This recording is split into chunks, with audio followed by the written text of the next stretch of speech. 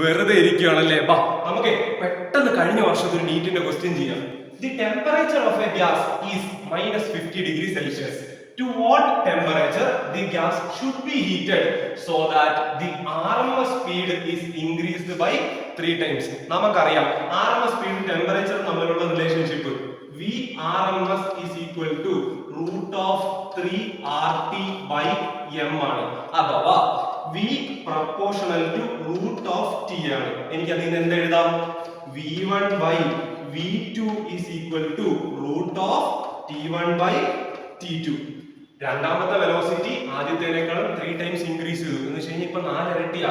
Which implies V/4V is equal to ആദ്യത്തെ temperature എത്ര മക്കളെ?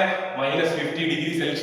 അതായത് 223 kelvin divided by T2, which implies നമുക്ക് ഇതിന് എന്ത് കിട്ടും?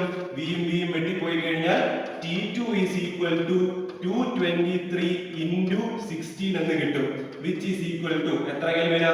3568 കെൽവിൻ. അങ്ങനെ ഒരു ഓപ്ഷൻ ഉണ്ടോ? ഇല്ല. എന്ത് ചെയ്യും? അവനെ സെൽഷ്യസിലോട്ട് മാറ്റി. നമുക്ക് എന്ത് കിട്ടും? 3295°C. ഏത് ഓപ്ഷനാ? Option A